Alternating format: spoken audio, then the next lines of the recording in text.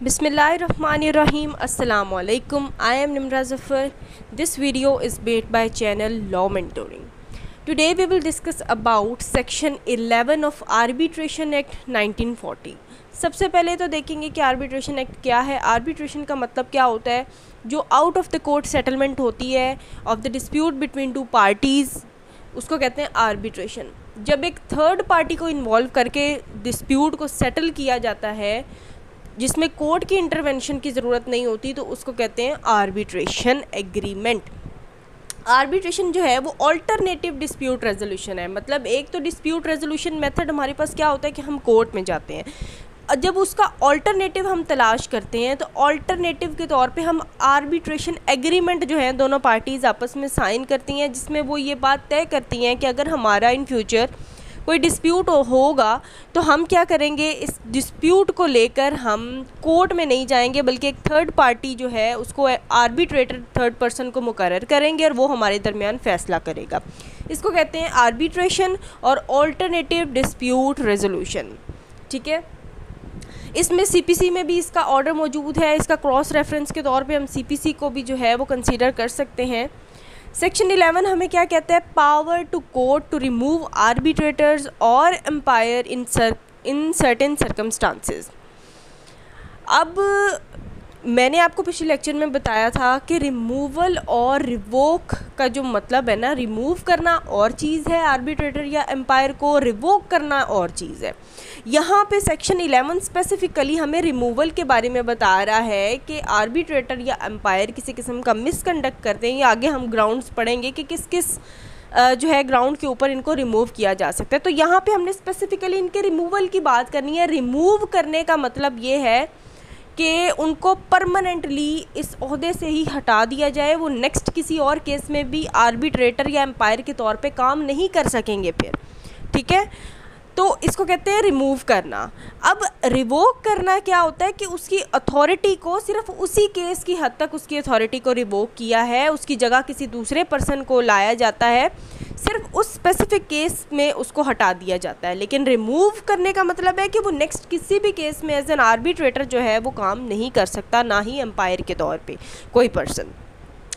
तो यहाँ पे जो है हमें सबसे पहले तो ये बात पता चलती है कि ये रिमूव करने की पावर जो है किसी आर्बिट्रेटर को या एम्पायर को, ये कोर्ट के पास है। पावर ऑफ द कोर्ट, जब पार्टीज़ जो हैं अपने मैटर को ये एप्लीकेशन देंगी कोर्ट में कि हम अपने आर्बिट्रेटर को रिमूव करना चाहते हैं। आर्बिट्रेशन एग्रीमेंट में जो अगर ये चीज़ मौजूद नहीं है कि हम खुद से ही रिमूव कर लेंगे, अगर ये क्लॉज उसमें शामिल नहीं की गई तो फिर उसके बाद क्या होगा, कोर्ट में पार्टीज़ जाएंगी, वहाँ एप्लीकेशन देंगी और कोर्ट उनको आर्बिट्रेटर को या एम्पायर है अगर तो उसको रिमूव करेंगे। ठीक है, अब सबसे पहला पॉइंट इसमें हमारे पास क्या आ जाता है कि एप्लीकेशन ऑफ पार्टीज़ की एप्लीकेशन जो है यहाँ पर ज़रूरी है। पार्टीज़ कोर्ट में एप्लीकेशन देंगी किस लिए कि रिमूव कर दिया जाए जो आर्बिट्रेटर या एम्पायर है इस केस में उसको, और उसकी जगह पर कोई नए जो है आर्बिट्रेटर या एम्पायर उसको लाया जाए। लेकिन हम सिर्फ़ और सिर्फ इसमें इसके रिमूवल की बात करेंगे कि किन किन ग्राउंड्स की बेस पे जो आर्बिट्रेटर है या एम्पायर है उसको कोर्ट रिमूव कर सकती है। ग्राउंड फॉर रिमूवल अब कौन कौन से हैं? सबसे पहले तो है फेल व्हेन एन आर्बिट्रेटर और umpire fails to use all reasonable dispatch.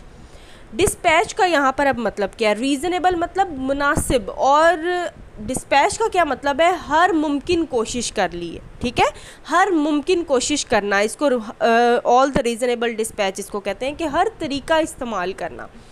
जब आर्बिट्रेटर या एम्पायर जो है वो फेल हो जाए हर मुमकिन तरीका इस्तेमाल करने में, किस लिए? टू एंटरिंग ऑन मीन्स उस मैटर में उसको आर्बिट्रेटर मुकर्रर किया गया है लेकिन वो आ नहीं रहा और उसने रीज़नेबल डिस्पैच इस्तेमाल ही नहीं किया, उसने कोशिश ही नहीं की कि उसको आर्बिट्रेटर या एम्पायर अगर मुकर्रर किया गया है तो वो आ सके।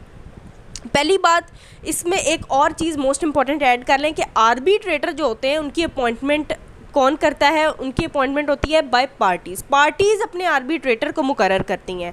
लेकिन एम्पायर जो है, यहाँ पर एम्पायर और आर्बिट्रेटर में फ़र्क है। ठीक है, आर्बिट्रेटर जो है वो पार्टीज़ अपॉइंट करती हैं अपना डिस्प्यूट सेटल करने के लिए, लेकिन अगर जो है आर्बिट्रेटर्स एक से ज़्यादा है फॉर एग्जांपल दो आर्बिट्रेटर्स हैं और एक जो है वो एक बात पे अड़ जाता है और दूसरा दूसरी बात पे एग्री करता है, दोनों में डिस्प्यूट आ गया है, क्लैश आ गया है, कोई जो है उसका सोल्यूशन या कंक्लूजन नहीं निकल पा रहा, तो आर्बिट्रेटर आगे जिस पर्सन को अपॉइंट करेगा कि उन दोनों डिसीजंस में से किसी एक को वो चूज़ करेगा, ठीक है, तो वो पर्सन एम्पायर होता है। तो आर्बिट्रेटर की अपॉइंटमेंट जो है वो पार्टीज करती हैं और एम्पायर को आर्बिट्रेटर अपॉइंट करते हैं, ठीक है। एम्पायर को डायरेक्टली पार्टीज अपॉइंट नहीं करती, एम्पायर हमेशा आर्बिट्रेटर के थ्रू अपॉइंट किया जाता है ताकि वो जो आर्बिट्रेटर्स अगर एक से ज़्यादा थे, इवन नंबर्स में थे, ठीक है, इवन नंबर कौन से होते हैं, विच इज़ डिविजिबल बाय 2, मतलब अगर 4 हैं या 2 हैं तो अगर आधे एक तरफ एक डिसीजन के हक में है, आधे एक डिसीजन के हक में है, कोई कंक्लूजन नहीं निकल रहा, तो फिर आर्बिट्रेटर्स खुद से जिस थर्ड पर्सन को अपॉइंट करेंगे वो अंपायर कहलाएगा ताकि वो उन दोनों डिसीजंस में से किसी एक को चूज़ कर सके, ठीक है। तो ये है आर्बिट्रेटर और अंपायर के बीच का डिफरेंस। अब एप्लीकेशन देंगी सबसे पहले पार्टीज कोर्ट में, उसके बाद जब ये उसके सारे ग्राउंड्स हैं, ठीक है। पहला ग्राउंड क्या है कि अगर उसको आर्बिट्रेटर या एम्पायर मुकर्रर किया गया है लेकिन उसने हर जो है वो उसने कोशिश ही नहीं की कि वो एंटर ऑन कर सके। एंटर ऑन मीन्स उसको आर्बिट्रेटर मुकर्रर कर लिया लेकिन वो उस रेफरेंस में वो डिले कर रहा है, वो आ ही नहीं रहा, ठीक है, तो फिर उसे रिमूव किया जा सकता है। उसके अलावा सेकंड पॉइंट क्या है, प्रोसीडिंग विद रेफरेंस, उसने कोशिश ही नहीं की, ऑल रीजनेबल डिस्पैच उसने यूज़ नहीं किए कि वो प्रोसीडिंग्स कर सके, ठीक है। प्रोसीडिंग विद रेफरेंस का क्या मतलब है कि जो जिस रेफरेंस के लिए उसको बुलाया गया है या जिस चीज़ के लिए, जिस मैटर के लिए उसको बुलाया गया है, जिस प्रोसीडिंग करने के लिए उसको बुलाया गया, कॉल किया गया है, उसमें जो है वो नहीं आ रहा, ठीक है, प्रोसीडिंग्स नहीं कर रहा, प्रोलॉन्ग कर रहा है, डिले कर रहा है, ठीक है।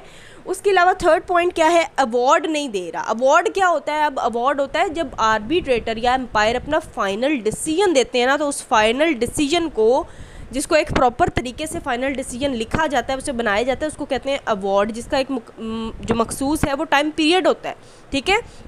अगर उसने जो है वो इस चीज़ में अगर वो प्रोलॉन्ग कर रहा है, अवार्ड ग्रांट नहीं कर रहा आर्बिट्रेटर या एम्पायर, अब आर्बिट्रेटर जो है उसको मुकर्रर किया गया है तो ये उसका जो लिमिटेशन पीरियड है ना अवार्ड ग्रांट करने का, वो क्या है, वो 4 मंथ्स का है, ठीक है। और एम्पायर को अगर अपॉइंट किया गया है तो उसका जो लिमिटेशन पीरियड है अवार्ड ग्रांट करने का वो है 2 मंथ्स। तो अगर ये अपने स्पेसिफाइड टाइम पीरियड में, ये स्टिपुलेटेड टाइम पीरियड में अगर ये अवार्ड ग्रांट नहीं करते तो फिर इनको रिमूव किया जा सकता है, क्योंकि इसमें जो है वो सरासर क्या हो रहा है, हर मामले में डिले किया जा रहा है, ठीक है। तो ये एक ग्राउंड हमारे पास हो गया जिसमें फर्दर 3 हमारे पास कैटेगरीज आ जाती हैं। उसके बाद सेकंड ग्राउंड हमारे पास क्या आता है, मिसकंडक्ट। अगर आर्बिट्रेटर या एम्पायर मिसकंडक्ट करता है, मिसकंडक्ट की अब आगे 2 कैटेगरीज हैं। एक तो हिमसेल्फ मिसकंडक्ट उसने किया खुद, पर्सनल मिसकंडक्ट में ये चीज़ आ जाती है, ठीक है। दूसरा उसने प्रोसीडिंग्स में मिसकंडक्ट किया है। अब इसका दोनों का हम डिफरेंस देखते हैं कि पर्सनल मिसकंडक्ट क्या होता है, जिसमें फॉर एग्जांपल उसने ब्राइब ली है, उसने रिश्वत ली है, किसी एक पार्टी के साथ मिल गया है, किसी एक पार्टी को फेवर कर रहा है।